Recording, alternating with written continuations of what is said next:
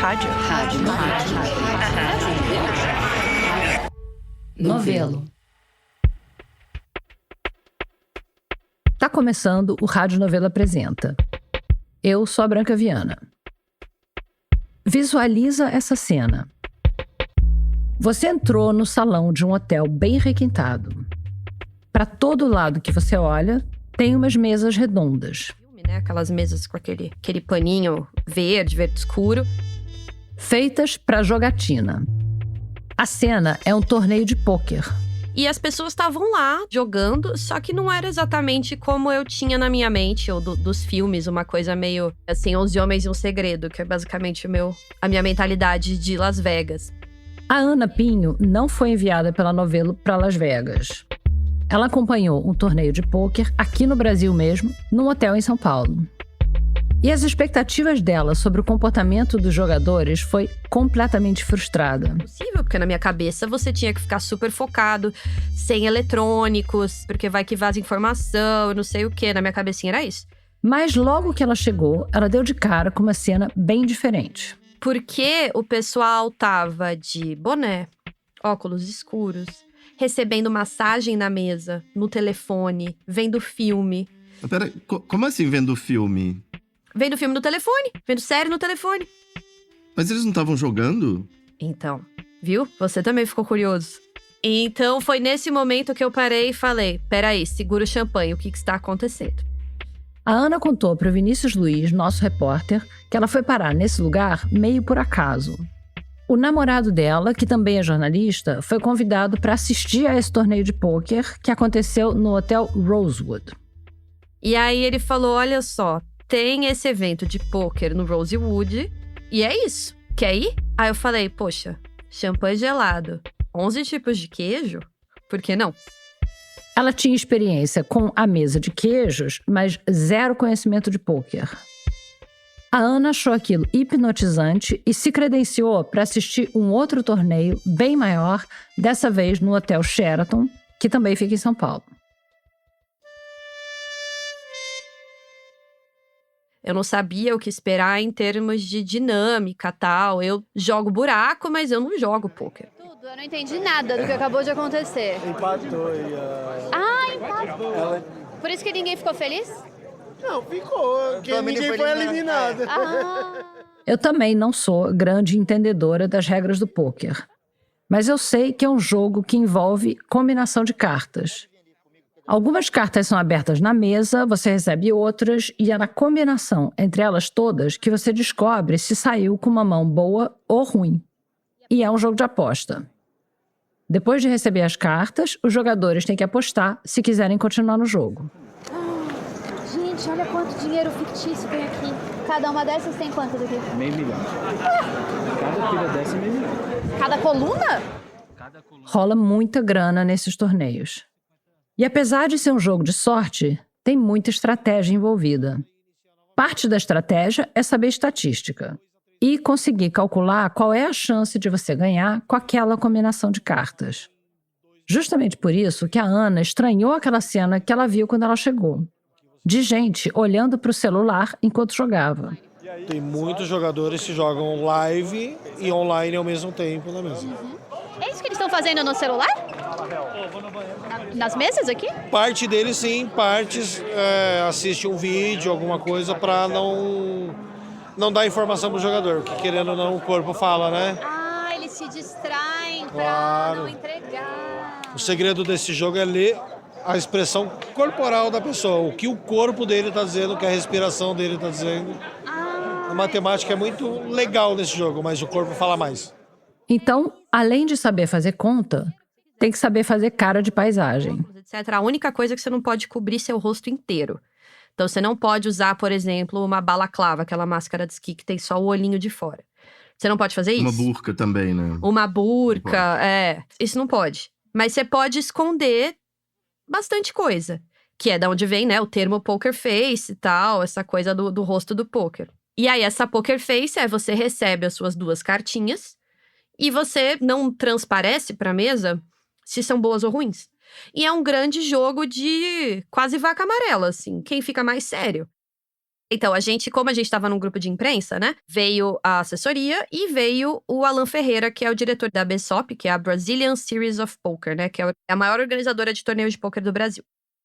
E aí, em dado momento, ele falou a coisa que fisgou a minha atenção, que é, não lembro em qual contexto, mas dessa explicação inicial, que você não pode apostar no resultado de um campeonato de pôquer nas bets. Aí eu falei, como assim? Como um esporte que vive de aposta não existe nas casas de aposta? Por que você não pode apostar? Vamos supor main event. São 1.762 entradas, correto?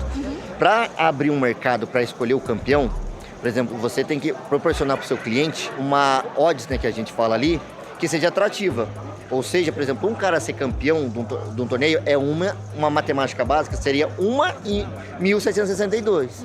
Então, isso não é benéfico para casa, porque você não vai atrair o jogador, você não atrai cliente por causa disso, você não tem mercado. Porque é simplesmente... você me falou da outra vez, que o poker é assim, dessas 1.700, qualquer uma dessas 1.700 no final pode ganhar. Tem um potencial de ganhar, exatamente, porque o poker é isso. Apesar de eu ser jornalista de poker há 10 anos, eu não sou profissional, jogo muito raramente, mas eu posso ganhar de um profissional, entendeu?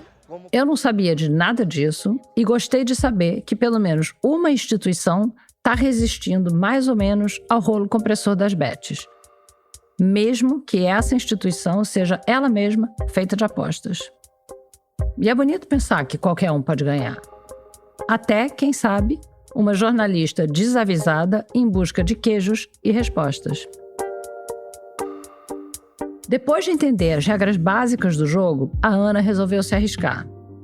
Ela e o namorado participaram de uma mesa do torneio com outros jornalistas. Então a gente foi chamado para esse torneio, e era um torneio só de imprensa, 20 pessoas mais ou menos. A Ana sentou do lado oposto do namorado na mesa. E ela começou a ver as fichas dele se acumularem. E a pilha dele só crescia, e a minha ficava assim, vai, vem, vai, vem, vai, vem, vai, vem. Porque era isso, eu não tinha a paciência que o pessoal tem, né? Você tem que ser muito pragmático. E a Ana, nas palavras dela, é uma pessoa patologicamente otimista. Poker é um jogo para pessoas conservadoras, realistas, para pessimistas. Não importava as cartas que ela recebia, ela sempre achava que dava pra ganhar. Idiota. Mas é assim que eu perdi meu dinheiro. E aí você acha que você perdeu por conta dessa sua estratégia ruim de ficar esperando receber cartas boas? Ou porque você mentiu mal? Pela minha estratégia ruim de não ter paciência, entendeu? Porque aí eu quero jogar, eu quero brincar. E aí a carta que veio pra mim é ruim e eu não quero ter que esperar a próxima rodada pra poder brincar. Eu quero brincar. Tem jogo que a gente só aprende jogando. Não basta ler as regras. E é isso que eu mesma vou fazer na próxima história do episódio de hoje. Já, depois desse intervalo curtinho.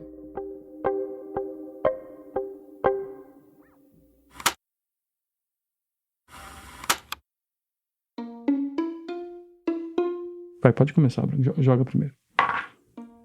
4. Mais que 4. 1. Ok, então eu começo. O que eu faço? A gente estava no estúdio, eu e o Vitor Hugo Brandalize, mas dessa vez não era para gravar uma entrevista, nem uma locução. A gente tá aqui jogando um jogo, tá? É dia de trabalho, mas o Vitor me trouxe um jogo de tabuleiro. Aqui diz assim, a dica aos adultos, leia as instruções a seguir com atenção e ao mesmo tempo vá jogando com a criança. Tá, então me considere a criança. Nós somos 2 crianças aqui, porque também nunca joguei. E vamos lá. Tava tudo montado. Os bonequinhos de cada jogador já estavam no ponto de partida. Tinha um monte de cartas com nomes de países no meio da mesa. E o dinheiro já tinha sido distribuído para os 2 jogadores. Mas o dinheiro não era dinheiro de verdade, que nem no campeonato de pôquer. Eram umas cédulas coloridas com a silhueta de um camelo e com a rubrica do Banco Mundial. Olha como é, Branca. Gente do céu. Bom, eu acho que eu preciso descrever. Meu Deus. Vamos descrever? Quem vai descrever para vocês e contar o resto dessa história é o Vitor Hugo Brandalize. O nome desse jogo de tabuleiro é Petrópolis. Petrópolis, que não é a cidade aqui perto do Rio, na Serra das Araras, não é? Não tem nada a ver com essa cidade, nem com Dom Pedro II, que deu nome para ela. Olha só, diz aqui que é para crianças com mais de 8 anos. Então é para criança pequena. Aí a capa é um campo de petróleo daqueles com cara de Iraque. Tem cara de campo de petróleo de Oriente Médio. O Petrópolis é de petróleo mesmo. Tudo nesse jogo gira em torno do petróleo. A branca está descrevendo a caixa do jogo. E aí tem escrito Petrópolis. Petrópolis, Banco do Petróleo. Viaje pelo mundo em busca do ouro negro, entre aspas, e torne-se um milionário pelo caminho. É preciso ter tática, competência e estratégia para descobrir e explorar poços de petróleo.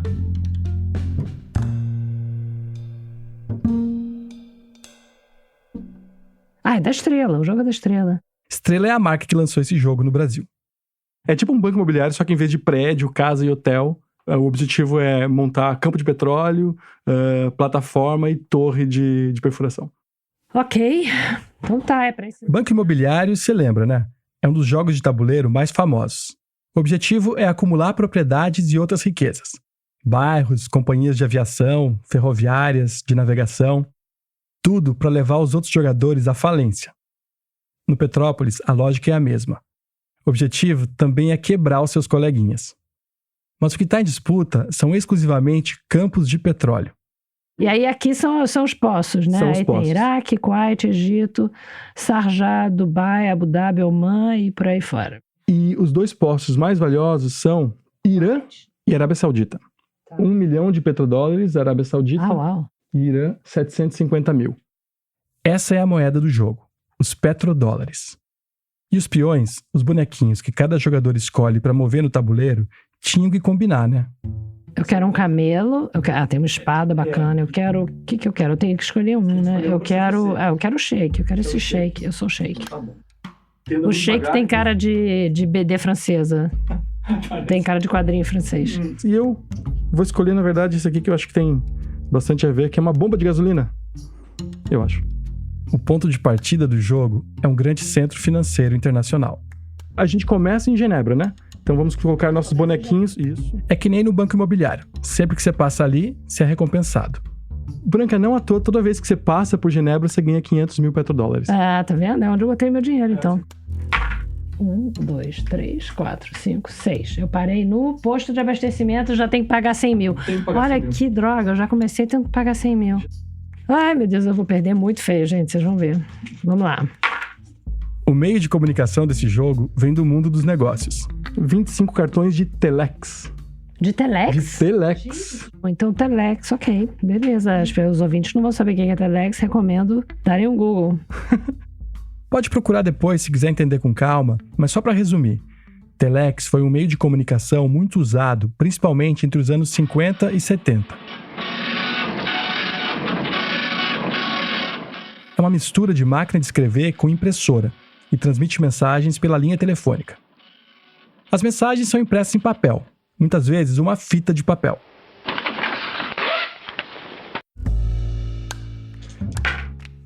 Seis. 1, 2, 3, 4, 5, 6. Opa! Você vai ganhar um Telex. Recebi um Telex. Telex pro Vitor. Puxando um Telex, tá com seu Telex. O Telex diz que joalheiros Van Cleef e Arpels tem um presente pra você. E? Eu recebo presente dos joalheiros, viu? Tá vendo? Receba mais 100 mil petrodólares do banco. Olha só. E assim a gente vai enricando, né? Você tava em Genebra, você foi lá pra isso, então. Ah, isso aí. Nos Foi lá pra ir no joalheiro.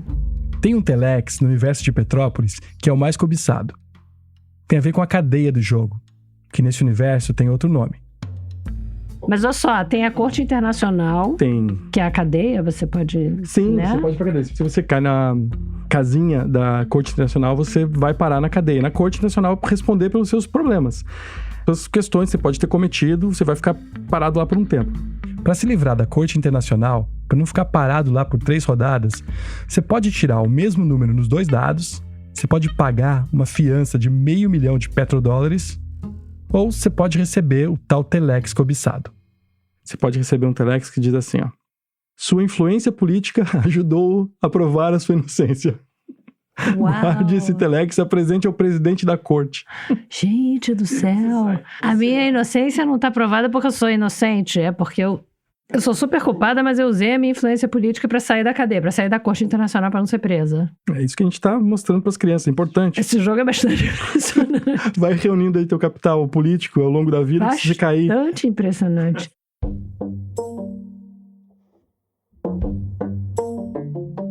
Não é à toa que a comunicação no universo do Petrópolis é feita por telex. É porque esse jogo vem de um momento histórico bem específico. É um jogo que foi lançado na década de 70, um pouco depois da crise do petróleo. Não, porque na época não se falava em outra coisa. Né? E quem criou esse jogo, em 1975, foi um homem chamado Arnaud Dronet, Barão Arnaud Dronet. Esse cara teve uma vida aventureira. Ele era um dandy, filho de uma família da aristocracia francesa, e ele tinha uma longa lista de ocupações. Fotógrafo, documentarista, entusiasta do jogo de gamão, e ele era um profissional do windsurf. Ele ficou, a causa dele era tentar, ele dizia que tinha muitas ilhas isoladas no mundo, e ele queria que essas ilhas deixassem de ser isoladas e fossem conectadas, e ele achava que o windsurf era um meio para isso. O Dronet tinha muitos hobbies, e um deles eram os jogos de tabuleiro. Aí, quando teve a crise do petróleo, que foi um desequilíbrio no preço do barril de petróleo em 1973 por causa de conflitos no Oriente Médio, o Dronet teve a ideia de unir a paixão dele por jogos com esse assunto que estava na boca do povo.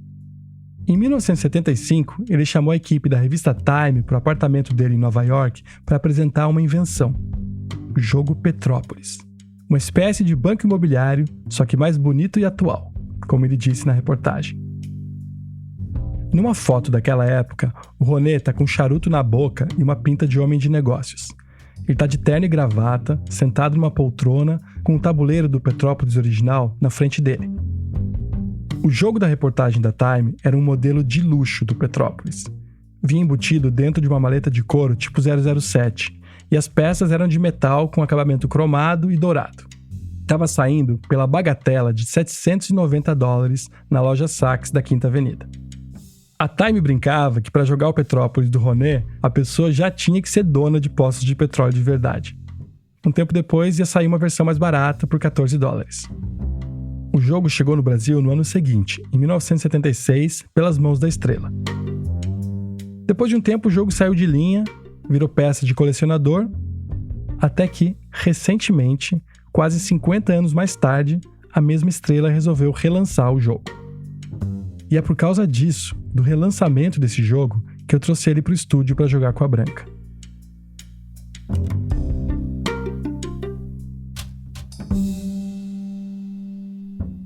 Eu soube do Petrópolis num post de rede social, e uma pergunta não saiu mais da minha cabeça.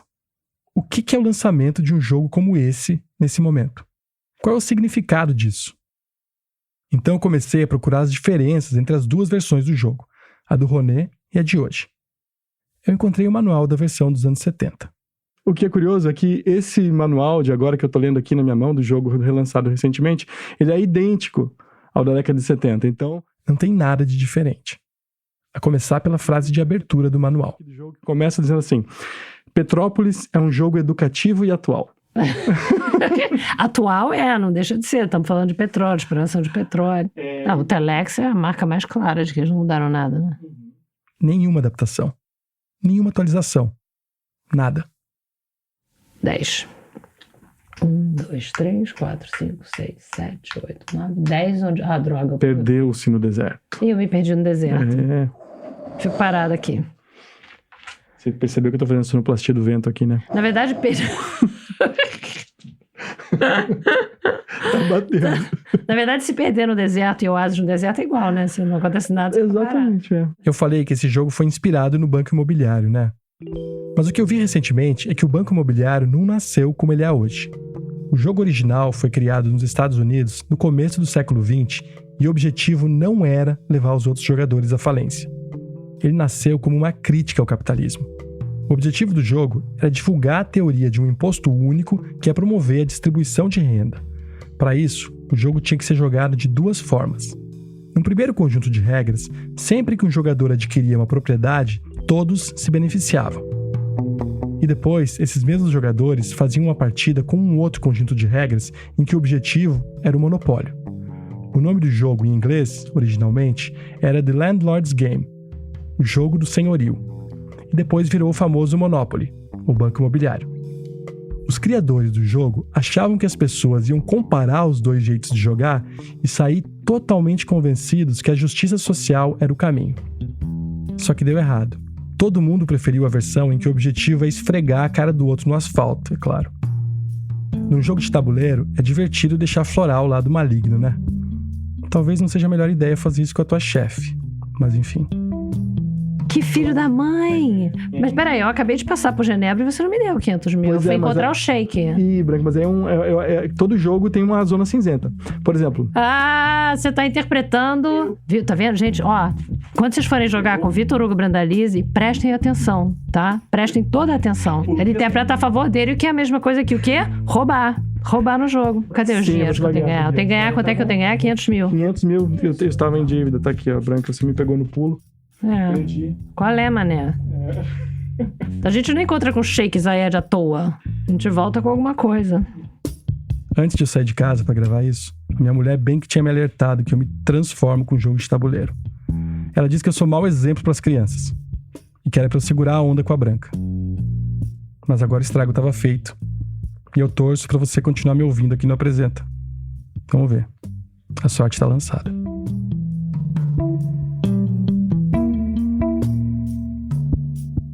Eu e a Branca, a gente estava ali tentando detonar um ao outro e conquistar mais e mais campos de petróleo, mas ao mesmo tempo a gente ficou tentando imaginar atualizações possíveis para o Petrópolis. Já que a Estrela queria relançar o jogo, será que não tinha nada para fazer para melhorar esse cenário? Pelo menos um pouquinho? Se estivesse dizendo ali alguma coisa na linha, tivesse um lugar onde você caísse e explicasse alguma coisa para a criança por que o petróleo é tão ruim para o planeta. Ou você paga uma penalidade por ter destruído um habitat natural de algum lugar, alguma coisa assim. Aí você vai pra cadeia porque você destruiu. Mas tudo parecia meio enxugar gelo. Num problema desse tamanho, nessa altura do campeonato.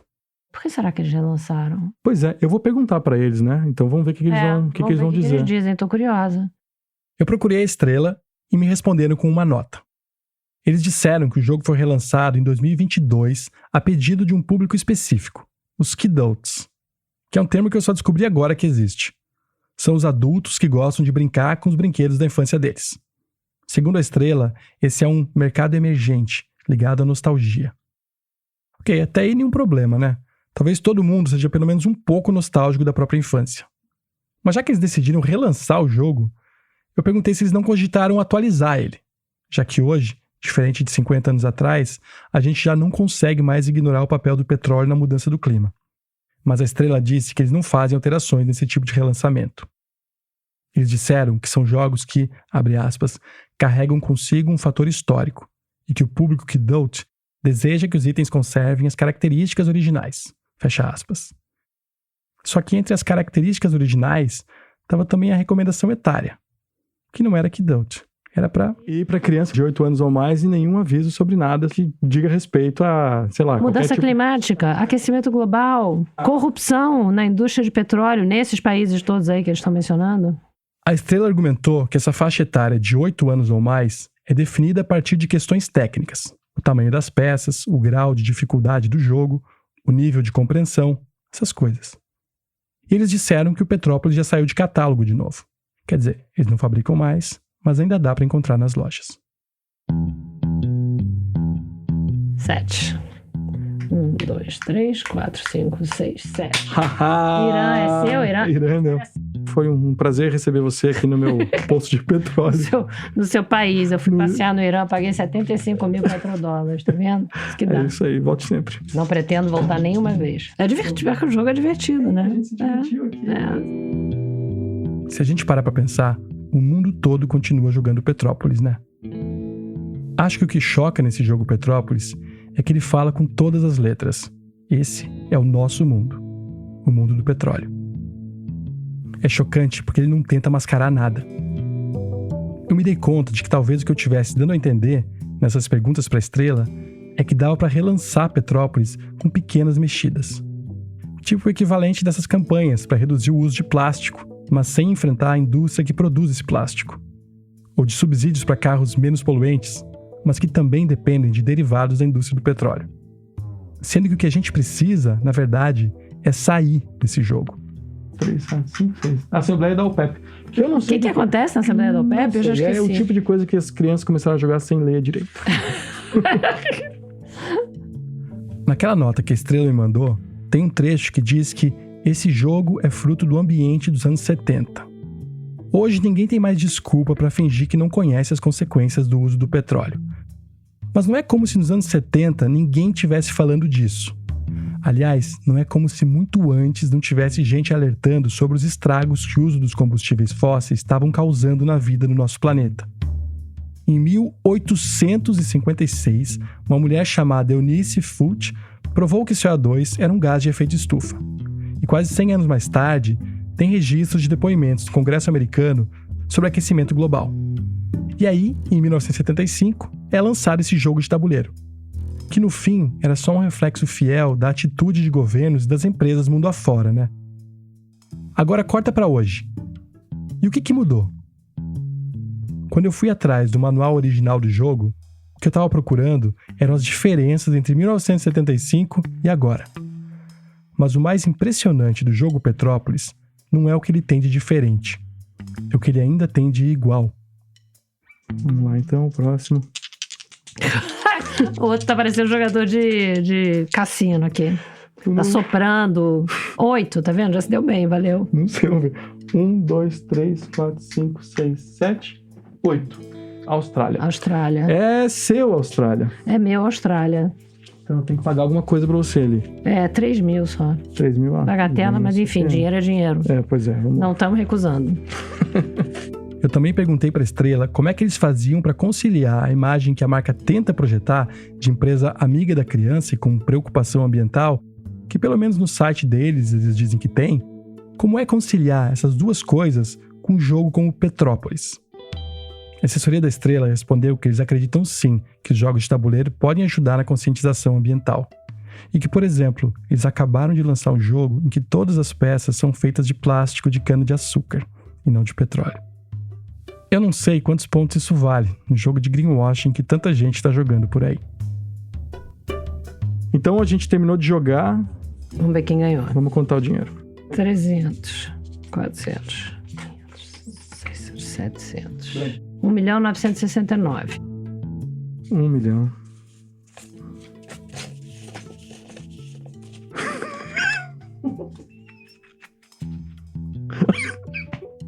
Ai, Branca.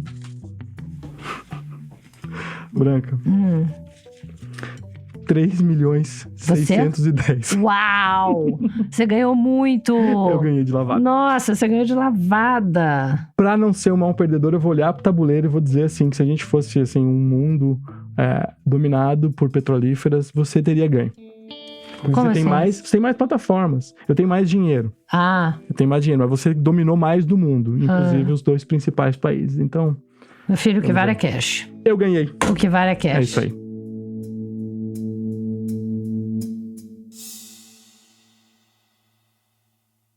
Esse foi o Vitor Hugo Brandalize.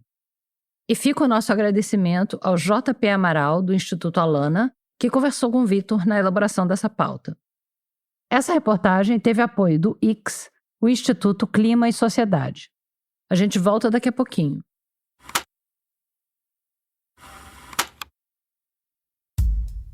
No último ato de hoje, a gente vai falar das regras de outro jogo. Um jogo que a gente brinca todo dia aqui na Novelo. E não é Petrópolis. Sou Mariana Filgueiras, sou jornalista, roteirista, pesquisadora de cultura popular brasileira e dou aula no Instituto de Artes e Comunicação Social da UF. A Mariana faz muita coisa. E entre as muitas coisas que ela faz, eu fiquei sabendo que uma delas se chama pesquisa de personagem. Que diabo é isso? Pois é, pesquisa de personagem eu também não sabia o que era, né? Os jornalistas normalmente já fazem isso na sua profissão. Ela me explicou assim: vai que você está escrevendo uma matéria sobre a economia, sobre, sei lá, inflação. E aí, para ilustrar, para humanizar a matéria, você quer achar uma pessoa.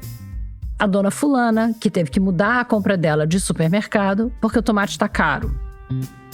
A pesquisa de personagem, nesse caso, seria achar essa dona fulana para sua matéria. O que eu não sabia é que na indústria de audiovisual isso é um ofício. Documentários, publicidade, vídeos institucionais, séries de TV, programas de TV de auditório. Então, por exemplo, exposições em museu. Sabe o Museu da Língua Portuguesa? Ele tem uma ala ali que são só imigrantes falando da relação deles com a língua portuguesa. Cada vídeo de cada imigrante foi uma pesquisa que eu fiz. A gente está acostumado a ouvir essas histórias na TV, no rádio, aqui na Rádio Novelo. Mas a gente não costuma pensar tanto sobre quem vai atrás delas. Eu trabalhei como jornalista, repórter a minha vida toda, né? Então, comecei fazendo cidade, buraco na rua, dengue, lagoa poluída, tiroteio, essas reportagens de cidade que formam o repórter. Isso no começo dos anos 2010. A Mariana estava trabalhando num jornal. E, enfim, jornalista não ganha assim tão bem, né? Vamos usar aqui um eufemismo. Então, a gente estava sempre procurando algum tipo de trabalho extra para complementar a renda. E eu sempre fiz isso. Foi aí que chegou um convite. E, Mariana, você conhece alguém? Ou você não quer fazer uma pesquisa de personagens para um programa de TV que está chegando no Brasil? Primeiro, ela ficou surpresa de saber que uma coisa que ela já fazia dentro do trabalho de jornalista era um ofício à parte no audiovisual. Depois, ela ficou surpresa com outra coisa. Uma coisa que me impressionou de cara foi que eles ofereceram $1.000 por personagem. Uau! Na hora eu fui ingênua e pensei, nossa, eu vou achar 20. Eu vou dar entrada no apartamento. Vou comprar uma casa com 20 personagens. Meu Deus, é um negócio que eu faço todo dia, né? Bom, tinha que ter alguma pegadinha, né? E o perfil que eles queriam era uma coisa muito curiosa. Era um programa que já existia, que falava sobre pessoas que tinham características de super-heróis. Era um programa do History Channel do começo dos anos 2010, chamado Stan Lee's Superhumans. Superhumans are out there. Prepare to meet them. O Stan Lee ajudou a criar alguns dos super-heróis mais famosos que tem por aí. O Homem-Aranha, os X-Men, o Pantera Negra e por aí vai. A ideia desse programa era achar super-heróis da vida real. Super-humanos. He's the fastest human calculator on Earth. Gente com super habilidades, super força, super agilidade e algumas habilidades mais exóticas, tipo o cara que dizia que tinha a cabeça mais dura do mundo. Claims to have the power of telekinesis. He understands how sharks communicate. Agora, eles iam fazer uma versão em espanhol. Super-humanos Latinoamérica. Estoy recorriendo Latinoamérica para descubrir a otros superhumanos como yo. E eles queriam personagens brasileiros. Eu falei, nossa, vamos lá, mole. Falou mole, achar 20 pessoas com superpoderes, pô, tranquilo. A Mariana já estava acostumada com pedidos específicos e prazos curtos. Então, ela saiu procurando. Vou lá no Clube dos Nadadores, na Associação Brasileira dos Corredores, e vou atrás. E aí, conforme o pessoal era um pessoal do México, ia falando comigo, eles iam deixando aquele perfil mais específico. Mais específico ainda do que brasileiros com superpoderes. Agora, no Brasil, a gente queria uma coisa assim mais curiosa. A gente ficou sabendo que tem um pessoal que come vidro na praça. Eu queria alguém que comesse vidro. Aí começou a complicar. Nem sei se complicar é a palavra. Então, na hora eu só não estranhei tanto, porque, assim, na faculdade de jornalismo, a gente lê muito um livro da Eliane Brum. O livro se chama O Olho da Rua e saiu em 2008. É um livro clássico dela com crônicas de personagens que ela ia encontrando como repórter quando ela trabalhou no Zero Hora, em Porto Alegre. E tinha um específico que era um homem que comia vidro na praça pública. E só por isso que na hora eu não achei estranho. Eu falei, nossa, eu vou ter que achar um personagem tipo aquele da Eliane Brum. E não é que ela achou? Encontrei um personagem que era muito famoso nesses programas populares dos anos 80, tipo Silvio Santos, Gugu, que era o famoso Diabo Loiro. Que era um cara do interior de São Paulo que comia vidro, costurava a boca com arame, uma figura dessas, né? Eu não tenho a menor coragem de ver nada disso.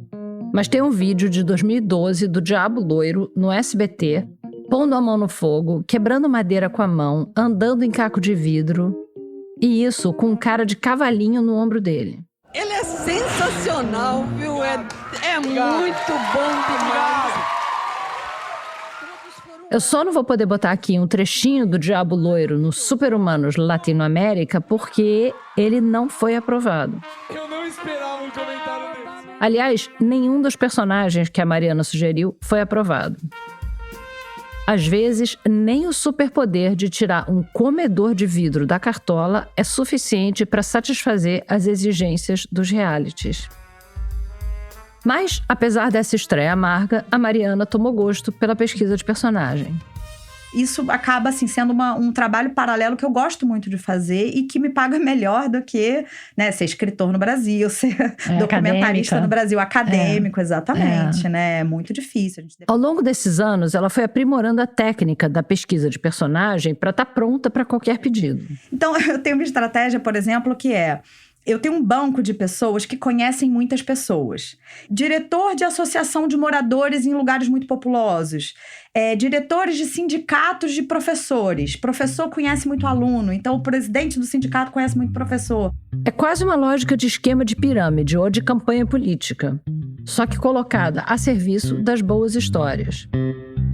E tem outros perfis profissionais que são promissores também. Dona de salão, chefe de ponto de táxi. Mas o lance não é só sair falando com um monte de gente. Você tem que saber achar os bons personagens e depois brigar por eles. Muitas vezes é o pesquisador ou a pesquisadora que vai convencer a pessoa a falar ou não e que depois vai cuidar dela durante toda a filmagem e zelar para que ela seja remunerada pelo tempo e a participação dela. Na colheita das boas histórias, a primeira regra do jogo é que tem que gostar de gente. E essa parte a Mariana tira de letra. Tem muita gente que fala, você tem muitas boas histórias. Eu sempre gostei de pautas com histórias de personagens. Sempre me interessou muito o outro, assim. E fui guardando. Acho que por ter um pouco... Achar que as pessoas sempre vão render muito se você olhar atentamente para elas. Todo mundo... Quer dizer, você tem fé que as pessoas têm o que contar, né? E é uma fé, assim, que ninguém me demove, assim. Se você tiver o silêncio, o tempo, a delicadeza, vem uma história muito maravilhosa. Recentemente, a Mariana passou um tempo trabalhando num programa de humor. E história engraçada, convenhamos, tem bem mais do que gente comendo vidro na praça. Todo mundo tem uma história de alguma coisa muito curiosa que aconteceu com você, que você usa essa história ou para juntar pessoas, para fazer amigos rirem, ou todo mundo tem uma história engraçada de velório, de aniversário, de Natal, entendeu? Então...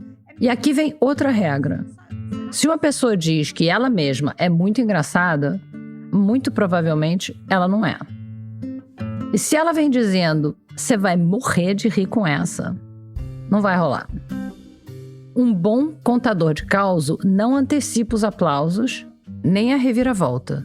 A reviravolta é um elemento crucial em qualquer boa história, né? Por exemplo, tinha uma história que eu ouvi uma vez de que uma senhora de 70 anos, mais de 70, ela era muito vascaína e tinha um cara na rua dela que paquerava ela. E ela contando aquilo, ele me paquerava, aí um dia eu falei, vou sair com ele.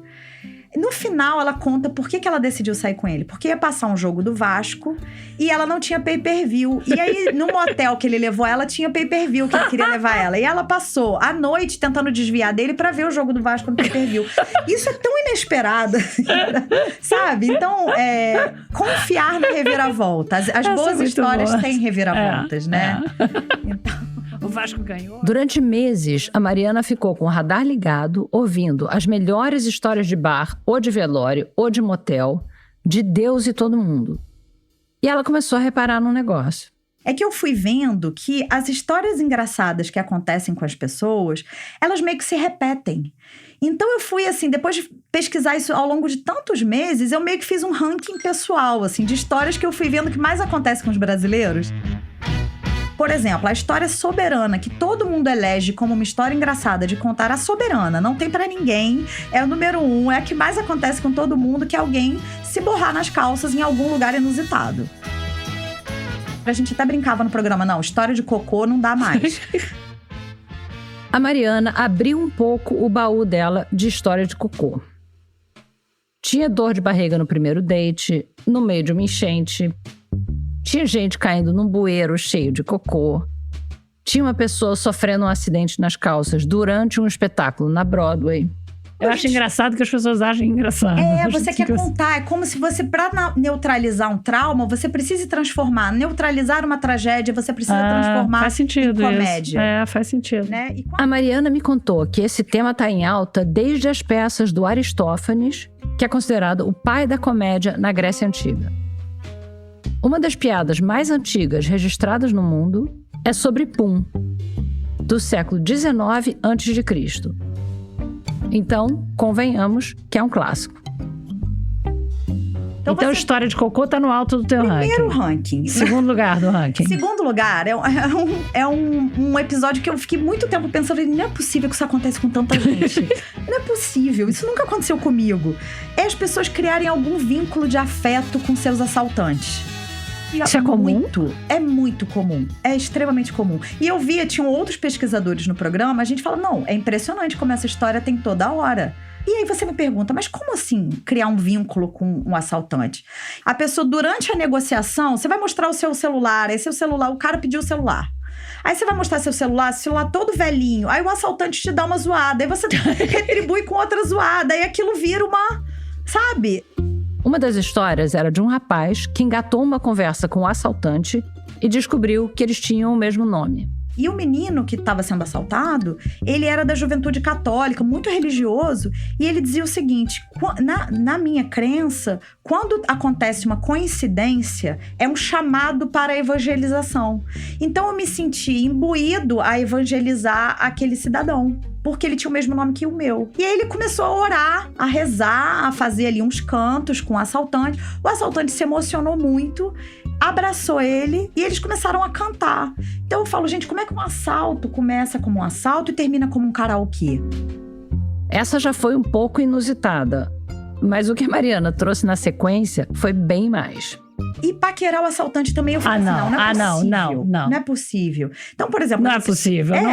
Eu também ficava assim, mas aí quando você começa a ouvir muitas, você fala, gente, parece que tem um padrão. Mas como assim? O cara vai te assaltar e você diz, então... Não, cada história vai ter uma lógica, né? Cada história você lembra de alguma? Lembro. A primeira vez que alguém te falou que paquerou o assaltante, sim, você deve lembrar. Não é possível isso, não é verdade. A senhora não quer ir num programa de televisão contar isso. tem essa segunda camada também, né? E aí ela me contou o seguinte, que ela foi trocar alguma coisa no celular, tava numa loja de celulares. E nesse momento que ela tá no balcão, a loja é assaltada. O assaltante pede pra todo mundo que tava na loja ficar atrás do balcão. Ele pega uma malinha de mão, de rodinha, abre a mala e começa a pegar os celulares da vitrine e a colocar na mala.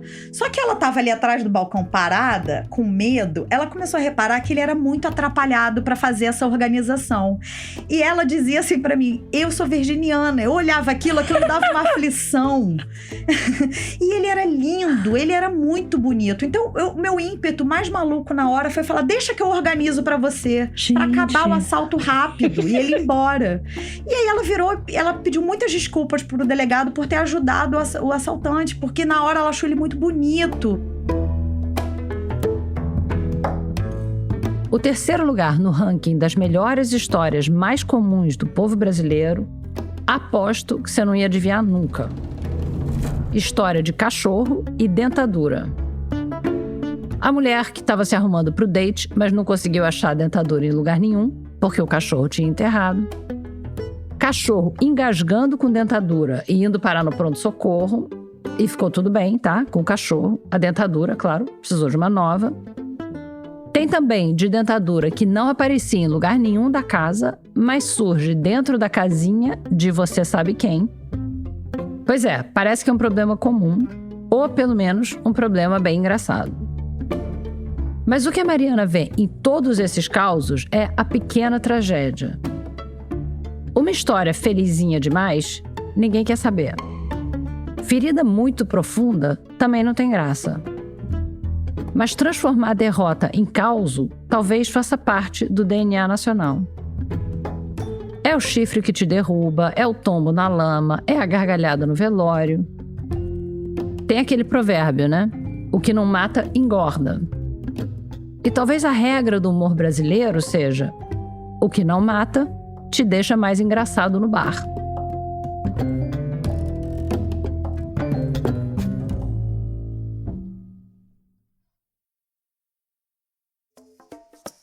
Obrigada por ouvir mais esse Rádio Novela Apresenta. A gente volta daqui a pouquinho.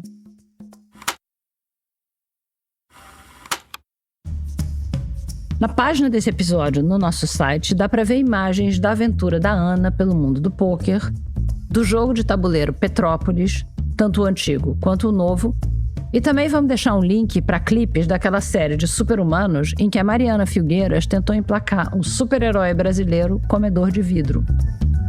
Se você, assim como a Mariana, tá caçando sempre boas histórias, a Novelo tá aqui para te ajudar. Nas últimas semanas, a gente lançou a nossa mais nova série original, o Avestruz Master. É um true crime com trambique e aves gigantes. O que mais eu preciso dizer?